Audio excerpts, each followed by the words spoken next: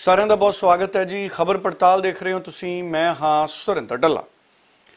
देश दे विच सियासी माहौल पूरी तरह गर्म है, पर इस दे बावजूद किसानां दे विरोध के बावजूद, पोलीटिकल पार्टियां दे विरोध के बावजूद भारतीय जनता पार्टी की सरकार पहलां लोक सभा अते हुण राज सभा दे विच खेती बिल पास कराउण च कामयाब हुई है। 3 ऑर्डीनेंस ही वख-वख। पहला ऑर्डीनेंस खेती वस्तां नाल संबंधित ऑर्डीनेंस पहला पास करा लिया गया सी ते 2 बिल ने जिहड़े ओह हुण पेश होए सी, जिहड़े कि पहला लोक सभा च ते हुण राज सभा दे विच भी पास करा लए गए ने। समझण वाली गल यह है कि खेतीबाड़ी नाल संबंधित जिहड़े ऑर्डीनेंस पिछे जे मोदी सरकार वल्लों जारी कीते गए सी वो सारे हुण पास हो गए ने अते हुण लोक सभा ते राज सभा दे विच जदों ये बिल पास हो गए ने ते इन्हां नूं राष्ट्रपति कोल भेजिया जाएगा ते राष्ट्रपति की सही तो बाद ये कानून बन जाएंगे। हालांकि सियासी तौर पर हुण मंगां उठन लग गई ने।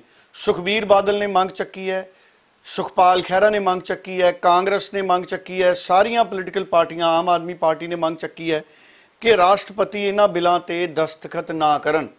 पर जदों लोक सभा ते राज सभा दे विचों पास होकर राष्ट्रपति कोले बिल चले गए ने तां की राष्ट्रपति इन्हां विरोधी धिरां दी गल सुणनगे या उस पार्टी वाले पासे ध्यान मारनगे जिस पार्टी ने उम्मीदवार बना के उन्होंने राष्ट्रपति बनाया।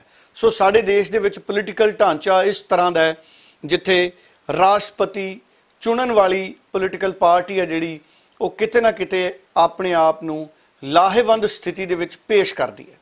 सो हुण कानून बनन वाला है।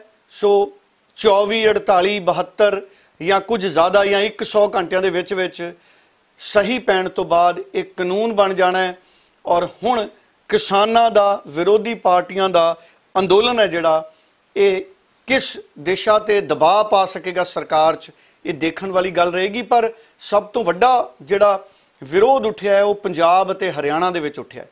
ये दोवें सूबे वो ने जिहड़े सीधे तौर दे उत्ते घट्टो घट्ट समर्थन मुल उत्ते निर्भर है। पंजाब दी किसानी, हरियाणे दी किसानी, ये दोनों सूबियां दी किसानी आर्थिक तौर पर बहुत ज़्यादा खुशहाल नहीं है।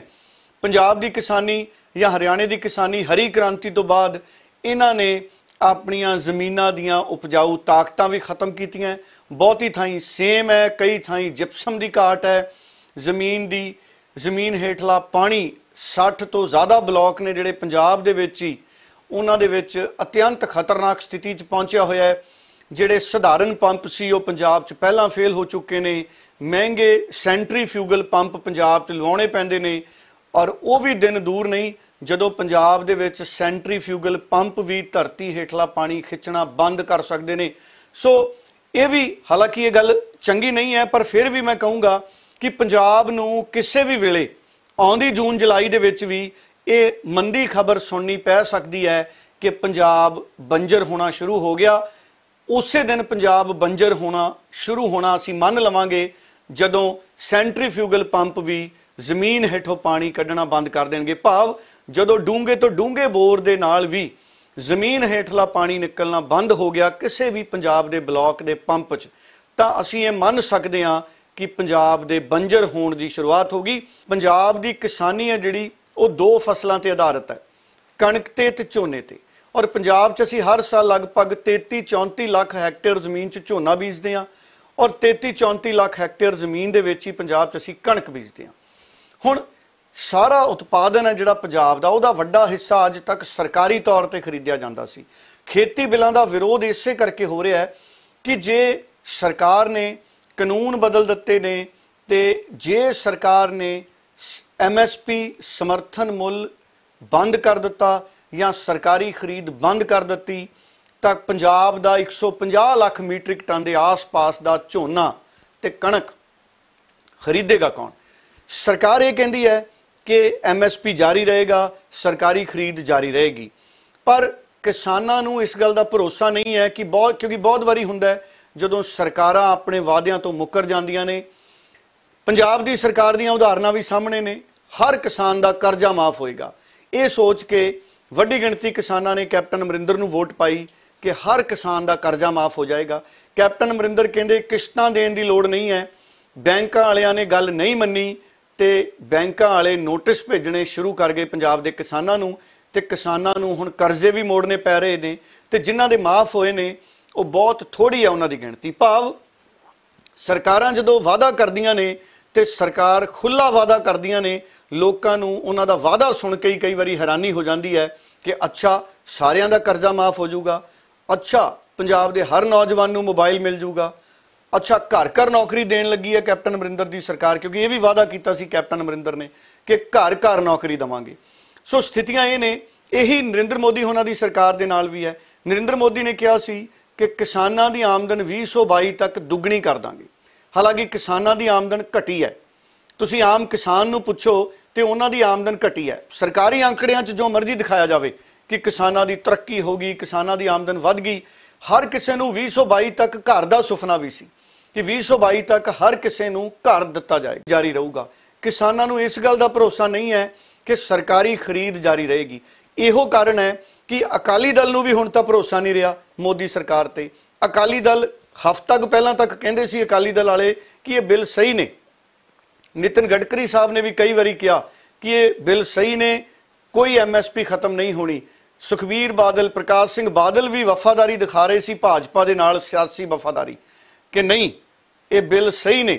ਪਰ 4-5 ਦਿਨ ਪਹਿਲਾਂ ਹੀ ਯੂ ਟਰਨ ਲੈਣਾ ਪਿਆ ਅਕਾਲੀ ਦਲ ਨੂੰ, ਕਿਉਂਕਿ ਅਕਾਲੀ ਦਲ ਸਮਝ ਗਿਆ ਕਿ ਕੋਈ ਵੀ ਕਿਸਾਨ ਇਹ ਗੱਲ ਸਮਝਣ ਨੂੰ, ਮੰਨਣ ਨੂੰ ਤਿਆਰ ਨਹੀਂ ਹੈ ਕਿ 2022 ਤੱਕ ਆਮਦਨ ਦੁੱਗਣੀ ਹੋਊਗੀ, ਸਰਕਾਰੀ ਖਰੀਦ ਬੰਦ ਨਹੀਂ ਹੋਊਗੀ, ਮੰਡੀ ਵਿਵਸਥਾ ਤਹਿਸ ਨਹਿਸ ਨਹੀਂ ਹੋਊਗੀ, ਘੱਟੋ ਘੱਟ ਸਮਰਥਨ ਮੁੱਲ ਤੇ ਸਰਕਾਰ ਫਸਲ ਚੱਕੂਗੀ। ਕਿਸਾਨਾਂ ਨੂੰ ਭਰੋਸਾ ਨਹੀਂ ਹੈ। ਕਿਸਾਨਾਂ ਨੂੰ ਭਰੋਸਾ ਕਿਉਂ ਨਹੀਂ ਹੈ? ਕਿਸਾਨਾਂ ਨੂੰ ਭਰੋਸਾ ਇਸ ਕਰਕੇ ਨਹੀਂ ਹੈ, ਜਿਹੜੀ ਉਦਾਹਰਨ ਮੈਂ ਪਹਿਲਾਂ ਦਿੱਤੀ ਹੈ, ਕਿਉਂਕਿ ਸਰਕਾਰਾਂ ਵਾਅਦੇ ਵੱਡੇ ਕਰਦੀਆਂ ਨੇ ਤੇ ਵਫਾ ਥੋੜੇ ਜਿਹੇ ਕਰਦੀਆਂ ਨੇ। ਸੋ ਇਸ ਕਰਕੇ ਕਿਸਾਨ ਹਾਲੇ ਵੀ ਅੰਦੋਲਨ ਦੇ ਰਾਹ ਤੇ ਨੇ। ਹਾਲਾਂਕਿ ਇਹ ਜੇ ਕਾਨੂੰਨ ਬਣ ਗਿਆ ਤੇ ਫਿਰ ਇਹ ਅੰਦੋਲਨ ਕਿਸ ਦਿਸ਼ਾ 'ਚ ਜਾਂਦਾ ਹੈ ਇਹ ਭਵਿੱਖ ਤੈਅ ਕਰੇਗਾ। ਪਰ ਕਿਸਾਨਾਂ ਨੂੰ ਹਾਲ ਦੀ ਘੜੀ ਮੈਨੂੰ ਲੱਗਦਾ ਹੈ ਕਿ ਇਹ ਮੰਨਣਾ ਪਏਗਾ ਕਿ ਅਸੀਂ ਆਪਣੀ ਤਿਆਰੀ ਨਵੇਂ ਕਾਨੂੰਨਾਂ ਦੇ ਹਿਸਾਬ ਨਾਲ ਕਰੀਏ। ਸੋ ਪੰਜਾਬ ਦੇ ਕਿਸਾਨਾਂ ਨੂੰ ਆਦਤ ਪਾਣੀ ਪਏਗੀ ਕਿ ਉਹ ਮਾਰਕੀਟਿੰਗ ਵਾਲੇ ਪਾਸੇ ਧਿਆਨ ਦੇਣ, ਉਹ ਫਸਲ ਨੂੰ ਵੇਚਣ ਦੀ ਕਲਾ ਦੇ ਵਿੱਚ ਨਿਪੁੰਨ ਬਣਨ। ਜਿਵੇਂ ਮੁਲਕ ਦੇ ਵਿੱਚ ਬਹੁਤ ਸਾਰੇ ਕਾਰੋਬਾਰੀ ਨੇ, ਉਦਯੋਗਪਤੀ ਨੇ, ਉਹਨਾਂ ਨੂੰ ਆਪਣੇ ਉਤਪਾਦ ਵੇਚਣੇ ਆਉਂਦੇ ਨੇ, ਪ੍ਰੋਡਕਟ ਵੇਚਣੇ ਆਉਂਦੇ ਨੇ। ਮੈਂ ਤਾਂ ਇਹ ਕਹੂੰਗਾ ਕਿ ਪੋਲੀਟੀਕਲ ਪਾਰਟੀਆਂ ਨੂੰ ਵੀ ਆਪਣੇ ਉਤਪਾਦ ਵਾਅਦਿਆਂ ਨੂੰ ਵੀ ਮੈਂ ਇੱਕ ਪ੍ਰੋਡਕਸ਼ਨ ਆਈਟਮ ਮੰਨਦਾ। ਵਾਅਦਾ ਕਰ ਦੇਣਾ, ਪੋਲੀਟੀਕਲ ਪਾਰਟੀਆਂ ਨੂੰ ਵੀ ਵਾਅਦਿਆਂ ਦੇ ਉਤਪਾਦ ਵੇਚਣੇ ਆਉਂਦੇ ਨੇ। ਕਿਸਾਨਾਂ ਨੂੰ ਵੀ ਸਿੱਖਣੇ ਪੈਣਗੇ ਕਿ ਅਸੀਂ ਕਿਵੇਂ ਮਾਰਕੀਟਿੰਗ ਕਰਨੀ ਹੈ, ਫਸਲ ਦਾ ਮੰਡੀਕਰਨ ਕਰਨਾ ਹੈ, ਆਪਣੀ ਫਸਲ ਨੂੰ ਵੇਚਣਾ ਹੈ ਭਵਿੱਖ 'ਚ। ਹਾਲਾਂਕਿ ਹਲੇ ਕਿਸਾਨ ਅੰਦੋਲਨ ਕਰਨਗੇ। ਮੈਨੂੰ ਇਹ ਵੀ ਲੱਗਦਾ ਹੈ ਕਿ ਹਜੇ 2-3 ਸਾਲ ਕਿਸਾਨਾਂ ਦੀ ਸਰਕਾਰੀ ਖਰੀਦ ਹੈ ਜਿਹੜੀ ਉਹ ਜਾਰੀ ਰਹੇਗੀ, ਕਿਉਂਕਿ ਚੋਣਾਂ ਸਮੇਂ ਤੇ ਆਉਣ ਵਾਲੀਆਂ ਨੇ। 2022 'ਚ ਚੋਣਾਂ ਆਉਣੀਆਂ ਨੇ। 2022 'ਚ ਨਿਸ਼ਚਿਤ ਤੌਰ ਤੇ ਮੈਨੂੰ ਲੱਗਦਾ ਭਾਜਪਾ ਨੇ ਆਪਣੇ ਦਮ ਤੇ ਚੋਣ ਲੜਨੀ ਹੈ। ਸੋ 20 ਤੋਂ 22 ਤੋਂ ਪਹਿਲਾਂ ਤਾਂ ਪੰਜਾਬ 'ਚ ਸਰਕਾਰੀ ਖਰੀਦ ਖਤਮ ਨਹੀਂ ਹੁੰਦੀ, ਸਰਕਾਰੀ ਖਰੀਦ ਬੰਦ ਨਹੀਂ ਹੁੰਦੀ। 2022 ਤੋਂ 2 ਸਾਲਾਂ ਬਾਅਦ ਫਿਰ ਲੋਕ ਸਭਾ ਦੀਆਂ ਚੋਣਾਂ ਆ ਜਾਣੀਆਂ। ਸੋ ਮੈਨੂੰ ਲੱਗਦਾ ਹੈ ਅਗਲੇ 2 ਸਾਲ ਵੀ ਸਰਕਾਰੀ ਖਰੀਦ ਬੰਦ ਨਹੀਂ ਹੋਣੀ, ਕਿਉਂਕਿ ਭਾਜਪਾ ਨੇ ਤੇ ਨਰਿੰਦਰ ਮੋਦੀ ਨੇ ਦੁਬਾਰਾ ਸਰਕਾਰ ਵੀ ਬਣਾਉਣ ਦਾ ਮਨਸ਼ਾ ਰੱਖਣਾ ਹੈ। ਸੋ ਇਸ ਕਰਕੇ ਬਹੁਤ ਵੱਡੀ ਗਿਣਤੀ ਕਿਸਾਨਾਂ ਦੀ ਸਰਕਾਰੀ ਖਰੀਦ ਤੁਰੰਤ ਬੰਦ ਨਹੀਂ ਕਰਨੀ ਸਰਕਾਰ ਨੇ। ਔਰ ਇਸ ਕਰਕੇ ਮੈਨੂੰ ਇਹ ਲੱਗਦਾ ਹੈ ਕਿ ਇਹ ਕਾਨੂੰਨ ਭਾਵੇਂ ਪਾਸ ਹੋ ਗਏ ਨੇ, ਪਰ ਇਹਨਾਂ ਨੂੰ ਅਮਲੀ ਜਾਮਾ ਪਹਿਨਾਉਣਾ ਬੜਾ ਔਖਾ ਹੈ। ਇਹ ਸਥਿਤੀਆਂ ਠੀਕ ਉਸੇ ਤਰ੍ਹਾਂ ਦੀਆਂ ਬਣ ਸਕਦੀਆਂ ਨੇ ਜਿਵੇਂ ਸਤਲੁਜ ਯਮੁਨਾ ਲਿੰਕ ਨਹਿਰ ਦਾ ਮਾਮਲਾ ਹੈ। ਲੰਮੇ ਸਮੇਂ ਤੋਂ ਇਹ ਮਾਮਲਾ ਲਟਕਿਆ ਹੋਇਆ ਹੈ। ਸੋ ਇਹਨਾਂ ਬਿੱਲਾਂ ਦੇ ਆਉਣ ਦੇ ਬਾਵਜੂਦ ਵੀ ਅਗਰ ਕਿਸਾਨ ਅੰਦੋਲਨ ਇਸੇ ਤਰ੍ਹਾਂ ਬਰਕਰਾਰ ਰਹਿੰਦੇ ਨੇ, ਪੋਲੀਟੀਕਲ ਵਿਰੋਧ ਇਸੇ ਤਰ੍ਹਾਂ ਵਿਰੋਧੀ ਪਾਰਟੀਆਂ ਦਾ ਜਾਰੀ ਰਹਿੰਦਾ ਹੈ, ਤੇ ਮੈਨੂੰ ਲੱਗਦਾ ਹੈ ਕਿ ਸਰਕਾਰੀ ਖਰੀਦ ਸਰਕਾਰ ਬੰਦ ਨਹੀਂ ਕਰੇਗੀ। ਔਰ ਜੇ ਸਰਕਾਰ ਸਰਕਾਰੀ ਖਰੀਦ ਬੰਦ ਨਹੀਂ ਕਰਦੀ, ਘੱਟੋ ਘੱਟ ਸਮਰਥਨ ਮੁੱਲ ਬੰਦ ਨਹੀਂ ਕਰਦੀ, ਫਿਰ ਮੈਨੂੰ ਲੱਗਦਾ ਹੈ ਹੌਲੀ ਹੌਲੀ ਕਿਸਾਨਾਂ ਨੇ ਆਦਤ ਵੀ ਪਾਉਣ ਦੀ ਤਿਆਰੀ ਕਿਸਾਨਾਂ ਨੂੰ ਕਰਨੀ ਪੈਣੀ ਹੈ। ਜਿਵੇਂ ਕਰੋਨਾ ਦੇ ਨਾਲ ਜ਼ਿੰਦਗੀ ਜਿਉਣ ਦੀ ਆਦਤ ਸਾਰੇ ਪਾ ਰਹੇ ਨੇ, ਇਸੇ ਤਰ੍ਹਾਂ ਨਵੇਂ ਕਾਨੂੰਨਾਂ ਦੇ ਨਾਲ ਖੇਤੀ ਕਰਨ ਦੀ ਆਦਤ ਵੀ ਕਿਸਾਨ ਨੂੰ ਪਾਉਣੀ ਪੈਣੀ ਹੈ। ਪਰ ਕਿਸਾਨ ਨੂੰ ਇਹ ਸਿੱਖਣਾ ਪੈਣਾ ਕਿ ਅਸੀਂ ਆਪਣਾ ਉਤਪਾਦਨ ਕਿਵੇਂ ਵੇਚਣਾ ਹੈ। ਮੈਂ ਬੜਾ ਹੈਰਾਨ ਹੁੰਨਾ ਕਿ ਕਿਸਾਨ ਨੂੰ 1 ਕੁਇੰਟਲ ਕਣਕ ਦੇ ਲਗਭਗ 2000 ਰੁਪਏ ਤੋਂ ਘੱਟ ਹੀ ਮੁੱਲ ਮਿਲਦਾ ਹੈ। ਕਣਕ ਦਾ ਜਿਹੜਾ ਸਮਰਥਨ ਮੁੱਲ ਹੈ ਉਹ 2100 ਰੁਪਏ ਤੋਂ ਘੱਟ ਹੀ ਹੈ ਆਮ ਤੌਰ ਦੇ ਉੱਤੇ ਕਣਕ ਦਾ। ਵਧੀਆ ਤੋਂ ਵਧੀਆ ਕਣਕ ਲੈ ਲਈਏ, ਪਰ ਜੇ ਅਸੀਂ 5 ਕਿਲੋ ਆਟੇ ਦੀ ਬੋਰੀ ਦਾ ਮੁੱਲ ਪੁੱਛੀਏ ਤੇ ਕਿਸਾਨ ਜ਼ਰੂਰ ਸੋਚਦਾ ਹੋਏਗਾ ਕਿ ਮੈਂ ਕੀ ਕਮਾਉਣਾ ਤੇ ਮੇਰੀ ਕਣਕ ਪ੍ਰੋਸੈਸ ਕਰਕੇ ਵੇਚਣ ਵਾਲੇ ਕਿੰਨਾ ਮੁਨਾਫਾ ਕਮਾ ਰਹੇ ਨੇ, ਪ੍ਰੋਸੈਸ ਕਰਨ ਵਾਲੇ ਵੀ ਮੁਨਾਫਾ ਕਮਾ ਰਹੇ ਨੇ। ਸੋ ਭਾਵ ਕਿ ਕਿਸਾਨ ਨੂੰ ਵੀ ਜ਼ਰੂਰ ਇਹ ਸੋਚਣਾ ਪਏਗਾ ਕਿ ਉਸਨੇ ਆਪਣੇ ਉਤਪਾਦਨ ਦੀ ਮਾਰਕੀਟਿੰਗ ਤੇ ਵੇਚ ਕਿਸ ਤਰ੍ਹਾਂ ਕਰਨੀ ਹੈ। ਭਵਿੱਖ ਲਈ ਕਿਸਾਨ ਨੂੰ ਤਿਆਰ ਹੋਣਾ ਪਏਗਾ। ਠੀਕ ਹੈ, ਇਸ ਵਕਤ ਅੰਦੋਲਨ ਕਰ ਰਹੇ ਨੇ ਕਿਸਾਨ। ਅਗਰ ਉਹਨਾਂ ਨੂੰ ਲੱਗਦਾ ਹੈ ਕਿ ਉਹਨਾਂ ਦੇ ਅੰਦੋਲਨ ਦੇ ਨਾਲ ਸਰਕਾਰਾਂ ਇਹ ਕਾਨੂੰਨ ਨੂੰ ਬਦਲ ਦੇਣਗੀਆਂ, ਉਹ ਕਿਸਾਨਾਂ ਦੇ ਅੰਦੋਲਨ ਤੋਂ ਬਾਅਦ ਉਹਦਾ ਨਤੀਜਾ ਨਿਕਲੇਗਾ ਕਿ ਸਰਕਾਰਾਂ ਕਿਸ ਤਰ੍ਹਾਂ ਨਾਲ ਉਹਨਾਂ ਦੇ ਅੰਦੋਲਨ ਨੂੰ ਦੇਖਦੀਆਂ ਨੇ।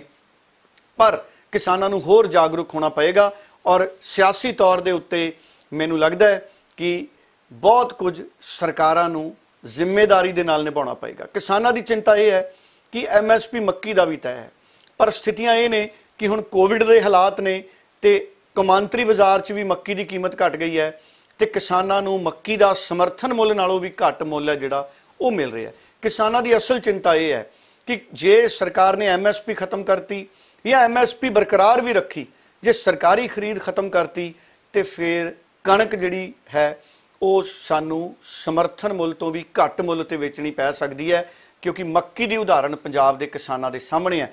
ਉਂਝ ਬਹੁਤ ਵੱਡੀ ਗਿਣਤੀ 'ਚ ਬਹੁਤ ਸਾਰੀਆਂ ਫਸਲਾਂ ਨੇ ਜਿਨ੍ਹਾਂ ਦਾ ਸਮਰਥਨ ਮੁੱਲ ਹੈ ਜਿਹੜਾ ਉਹ ਸਰਕਾਰਾਂ ਵੱਲੋਂ ਸਮੇਂ-ਸਮੇਂ ਤੇ ਤੈਅ ਕੀਤਾ ਜਾਂਦਾ ਹੈ, ਪਰ ਸਮਰਥਨ ਮੁੱਲ ਦੇ ਬਾਵਜੂਦ ਵੀ ਕਿਸਾਨਾਂ ਨੂੰ ਕੌਮਾਂਤਰੀ ਬਾਜ਼ਾਰ ਦੇ ਵਿੱਚ ਕੀਮਤਾਂ ਨਹੀਂ ਮਿਲਦੀਆਂ। ਸਾਡੇ ਮੁਲਕ ਦੇ ਵਿੱਚ ਕੇਂਦਰ ਸਰਕਾਰ 23 ਫਸਲਾਂ ਦਾ ਸਮਰਥਨ ਮੁੱਲ ਐਲਾਨਦੀ ਹੈ। ਇਹਨਾਂ ਦੇ ਵਿੱਚੋਂ ਮੱਕੀ ਦਾ ਘੱਟੋ ਘੱਟ ਸਮਰਥਨ ਮੁੱਲ 1850 ਹੈ, ਪਰ ਜੇ ਅਸੀਂ ਪੰਜਾਬ ਦੀ ਗੱਲ ਕਰੀਏ, ਨਵਾਂ ਸ਼ਹਿਰ ਦੀ ਮੰਡੀ ਲੈ ਲਓ, ਫਿਰ ਫਾਜ਼ਿਲਕਾ ਦੀ ਮੰਡੀ ਲੈ ਲਓ, ਹੁਸ਼ਿਆਰਪੁਰ ਦੀ ਮੰਡੀ ਲੈ ਲਓ, ਲੁਧਿਆਣਾ ਦੀ ਮੰਡੀ ਲੈ ਲਓ। ਸੋ ਇੱਥੇ ਕਿਸਾਨ ਨੂੰ ਪ੍ਰਤੀ ਕੁਇੰਟਲ 1000 ਤੋਂ ਘੱਟ ਰੁਪਏ 'ਚ ਆਪਣੀ ਮੱਕੀ ਵੇਚਣੀ ਪੈਂਦੀ ਹੈ। ਕਿਤੇ ਕਿਤੇ ਤਾਂ 650 ਰੁਪਏ 'ਚ ਵੀ ਮੱਕੀ ਕਿਸਾਨ ਨੂੰ ਵੇਚਣੀ ਪੈਂਦੀ ਹੈ ਪ੍ਰਤੀ ਕੁਇੰਟਲ, ਜਦਕਿ ਸਰਕਾਰ ਨੇ ਜਿਹੜਾ ਉਹਦਾ ਘੱਟੋ ਘੱਟ ਸਮਰਥਨ ਮੁੱਲ ਤੈਅ ਕੀਤਾ ਹੈ ਉਹ 1850 ਰੁਪਏ ਹੈ।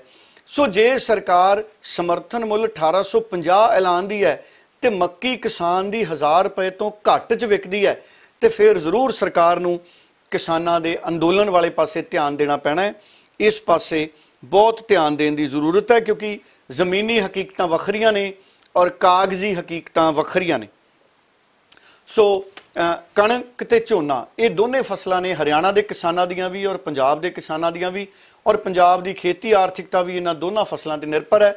ਸੋ ਕਿਸਾਨਾਂ ਨੂੰ ਚਾਹੀਦਾ ਹੈ ਕਿ ਉਹ ਆਪਣਾ ਅੰਦੋਲਨ ਜਿਸ ਰੂਪ 'ਚ ਚਲਾਉਣਾ ਚਾਹਣ, ਇਹ ਕਿਸਾਨਾਂ ਦਾ ਆਪਣਾ ਹੱਕ ਹੈ, ਕਿਸਾਨ ਸੰਗਠਨਾਂ ਦਾ ਹੱਕ ਹੈ, ਪਰ ਕਿਸਾਨ ਸੰਗਠਨਾਂ ਨੂੰ ਜ਼ਰੂਰ ਸਰਕਾਰ ਦੇ ਨਾਲ ਇਸ ਰਾਬਤੇ 'ਚ ਆ ਜਾਣਾ ਚਾਹੀਦਾ ਹੈ ਕਿ ਜੇ ਸਰਕਾਰ ਉਹਨਾਂ ਨੂੰ ਭਰੋਸਾ ਦੇਵੇ ਕਿ ਕਿਸੇ ਵੀ ਕੀਮਤ ਤੇ ਅਸੀਂ ਸਰਕਾਰੀ ਖਰੀਦ ਬੰਦ ਨਹੀਂ ਕਰਾਂਗੇ ਤਾਂ ਹਾਲ ਦੀ ਘੜੀ ਕਿਸਾਨਾਂ ਦਾ ਫਾਇਦਾ ਹੋ ਸਕਦਾ ਹੈ। ਔਰ ਸਰਕਾਰ ਨੂੰ ਵੀ ਚਾਹੀਦਾ ਹੈ ਕਿ ਘੱਟੋ ਘੱਟ ਸਮਰਥਨ ਮੁੱਲ ਹੋਰ ਵਧਾਇਆ ਜਾਵੇ। ਔਰ ਸਰਕਾਰ ਇਸ ਕਰਕੇ ਵੀ ਭਰੋਸਾ ਨਹੀਂ ਕਰ ਰਹੇ ਕਿਉਂਕਿ ਬਹੁਤ ਵੱਡੇ ਵਾਅਦੇ ਆ ਜਿਹੜੇ ਸਰਕਾਰਾਂ ਨੇ ਕੀਤੇ ਸੀ। ਉਹ ਵੀ ਮੈਨੂੰ ਵੇਲਾ ਯਾਦ ਹੈ 2014 ਦਾ, ਜਦੋਂ ਭਾਰਤੀ ਜਨਤਾ ਪਾਰਟੀ ਦੇ ਲੀਡਰ ਕਹਿੰਦੇ ਸੀ ਕਿ ਅਸੀਂ ਡਾਕਟਰ ਸੁਬਰਾਮਨੀਅਮ ਸਵਾਮੀ ਦੀਆਂ ਸਿਫਾਰਿਸ਼ਾਂ ਲਾਗੂ ਕਰਾਂਗੇ, ਪਰ ਉਹ ਅੱਜ ਤੱਕ ਨਹੀਂ ਹੋਈਆਂ। ਹਾਲਾਂਕਿ ਭਾਜਪਾ ਦੇ ਕਈ ਲੀਡਰ ਇਹ ਕਹਿਣ ਲੱਗ ਗਏ ਕਿ ਅਸੀਂ ਸੁਬਰਾਮਨੀਅਮ ਸਵਾਮੀ ਦੀਆਂ ਸਿਫਾਰਿਸ਼ਾਂ ਨਾਲੋਂ ਵੀ ਵੱਧ ਮੁਨਾਫਾ ਜਿਹੜਾ ਉਹ ਕਿਸਾਨੀ ਦਾ ਕਰਾਤਾ, ਜਦਕਿ ਕਿਸਾਨ ਅੱਜ ਤੱਕ ਇਸ ਗੱਲ ਨੂੰ ਮੰਨਣ ਨੂੰ ਤਿਆਰ ਨਹੀਂ ਕਿ ਖੇਤੀਬਾੜੀ ਮੁਨਾਫੇ 'ਚ ਆ ਗਈ। ਅਸਲ 'ਚ ਖੇਤੀ ਘਾਟੇ 'ਚ ਜਾ ਰਹੀ ਹੈ। ਔਰ ਜੇ ਕਿਸੇ ਨੂੰ ਨਹੀਂ ਭਰੋਸਾ ਕਿ ਖੇਤੀ ਘਾਟੇ 'ਚ ਜਾ ਰਹੀ ਹੈ ਤਾਂ ਪੰਜਾਬ 'ਚ ਔਰ ਦੇਸ਼ 'ਚ ਆਤਮ ਹੱਤਿਆਵਾਂ ਕਰ ਰਹੇ ਕਿਸਾਨਾਂ ਦੇ ਆંકੜੇ ਨੇ ਜਿਹੜੇ ਉਹਨਾਂ ਦਾ ਕੱਪੜ ਛਾਣ ਕਰ ਲਿਆ ਜਾਣਾ ਚਾਹੀਦਾ ਹੈ। ਸੋ ਅਜਿਹੇ ਵੇਲੇ 'ਚ ਜ਼ਰੂਰਤ ਹੈ ਕਿ ਹਰ ਕੋਈ ਕਿਸਾਨਾਂ ਦਾ ਸਾਥ ਦੇਵੇ ਔਰ ਸਰਕਾਰਾਂ ਨੂੰ ਸਮਝਾਵੇ ਕਿ ਤੁਹਾਡਾ ਪੁਰਾਣਾ ਇਤਿਹਾਸ ਹੈ ਜਿਹੜਾ ਵਾਅਦਿਆਂ ਦਾ, ਉਹ ਇਤਿਹਾਸ ਤੁਹਾਡੇ ਵਾਅਦਿਆਂ ਦਾ ਧੁੰਦਲਾ ਹੈ। ਇਸ ਕਰਕੇ ਕਿਸਾਨ ਤੁਹਾਡੀਆਂ ਗੱਲਾਂ ਦਾ ਭਰੋਸਾ ਨਹੀਂ ਕਰ ਰਹੇ। ਤੁਸੀਂ ਕਿਸਾਨਾਂ ਨੂੰ ਭਰੋਸਾ ਕਰਾਓ ਕਿ ਸਰਕਾਰੀ ਖਰੀਦ ਕਦੀ ਬੰਦ ਨਹੀਂ ਹੋਏਗੀ ਔਰ ਭਰੋਸਾ ਵਕਤ ਨਾਲ ਹੋਣਾ ਹੈ। ਜੇ ਸਰਕਾਰੀ ਖਰੀਦ ਬੰਦ ਨਾ ਹੋਈ ਤਾਂ ਭਵਿੱਖ 'ਚ ਇਹ ਜ਼ਰੂਰ ਮੰਨਿਆ ਜਾ ਸਕਦਾ ਹੈ ਕਿ ਕਿਸਾਨਾਂ ਨੂੰ ਅੰਦੋਲਨ ਕਰਨ ਦੀ ਜ਼ਰੂਰਤ ਨਹੀਂ ਸੀ, ਕਿਉਂਕਿ ਮੁਲਕ 'ਚ ਇੱਕ ਅਜਿਹੀ ਸਰਕਾਰ ਸੀ ਜਿਹਨੇ ਸੱਚਾ ਵਾਅਦਾ ਕੀਤਾ ਸੀ। ਪਰ ਇਹ ਸਾਰਾ ਕੁਝ ਤੈਅ ਹੋਏਗਾ ਅਗਲੇ 5-10 ਸਾਲਾਂ ਬਾਅਦ। ਸੋ 5-10 ਸਾਲਾਂ ਬਾਅਦ ਜਾ ਕੇ ਇਹ ਫੈਸਲਾ ਹੋਊਗਾ ਕਿ ਮੌਜੂਦਾ ਬਿੱਲ ਪਾਸ ਕਰਨ ਵੇਲੇ ਦੀ ਸਰਕਾਰ ਸੱਚੀ ਸੀ, ਸਰਕਾਰ ਦੇ ਵਾਅਦੇ ਸੱਚੇ ਸੀ ਜਾਂ ਝੂਠੇ ਸੀ। ਪਰ 10 ਸਾਲਾਂ ਬਾਅਦ ਅਗਰ ਇਹ ਫੈਸਲਾ ਹੁੰਦਾ ਵੀ ਹੈ ਤੇ ਉਹਨਾਂ 10 ਸਾਲਾਂ 'ਚ ਜਿਹੜੀ ਕਿਸਾਨੀ ਤਬਾਹ ਹੋ ਚੁੱਕੀ ਹੋਏਗੀ ਜਾਂ ਜਿਹੜੀ ਕਿਸਾਨੀ ਆਬਾਦ ਹੋ ਚੁੱਕੀ ਹੋਏਗੀ, ਉਹ ਆਪਸ ਦੇ ਵਿੱਚ ਜ਼ਰੂਰ ਬਹਿਸ ਕਰ ਸਕਦੀ ਹੈ ਕਿ ਫਾਇਦਾ ਕੀ ਹੋਇਆ ਤੇ ਨੁਕਸਾਨ ਕੀ ਹੋਇਆ। ਫਿਲਹਾਲ ਇਸ ਆਸ ਦੇ ਨਾਲ ਇਸ ਪੜਤਾਲ ਨੂੰ ਖਤਮ ਕਰਾਂਗੇ ਕਿ ਸਰਕਾਰਾਂ ਸਰਕਾਰੀ ਖਰੀਦ ਨੂੰ ਬੰਦ ਨਹੀਂ ਕਰਨਗੀਆਂ, ਸਮਰਥਨ ਮੁੱਲ ਵਧਾਉਣਗੀਆਂ, ਕਿਸਾਨਾਂ ਦੀਆਂ ਜ਼ਰੂਰਤਾਂ ਸਰਕਾਰਾਂ ਸਮਝਣਗੀਆਂ, ਲੋੜੀਂਦੀਆਂ ਸਬਸਿਡੀਆਂ ਕਿਸਾਨਾਂ ਨੂੰ ਦਿੱਤੀਆਂ ਜਾਣਗੀਆਂ ਔਰ ਖੇਤੀ ਨੂੰ ਲਾਹੇਵੰਦ ਬਣਾਇਆ ਜਾਏਗਾ। ਔਰ ਨਰਿੰਦਰ ਮੋਦੀ ਤੋਂ ਬਹੁਤ ਵੱਡੀ ਆਸ ਹੈ ਕਿ 2022 ਦੇ ਵਿੱਚ 31 ਦਸੰਬਰ ਤੱਕ ਦੇਸ਼ ਦਾ ਜੇ ਹਰ ਕਿਸਾਨ ਇਹ ਕਹਿਣ ਲੱਗ ਗਿਆ ਕਿ ਸਾਡੀ ਆਮਦਨ ਦੁੱਗਣੀ ਹੋ ਗਈ ਹੈ ਤੇ ਮੈਂ 2022 ਤੋਂ ਬਾਅਦ ਪੈਣ ਵਾਲੀਆਂ ਸਾਰੀਆਂ ਵੋਟਾਂ ਨਰਿੰਦਰ ਮੋਦੀ ਦੀ ਸਰਕਾਰ ਨੂੰ ਪਾਊਂਗਾ, ਪਰ ਇੱਕ ਵਾਰੀ 2022 ਤੱਕ ਕਿਸਾਨਾਂ ਦੀ ਆਮਦਨ ਦੁੱਗਣੀ ਜ਼ਰੂਰ ਕਰ ਦਿਓ ਮੋਦੀ ਸਾਹਿਬ। ਬਹੁਤ ਬਹੁਤ ਧੰਨਵਾਦ।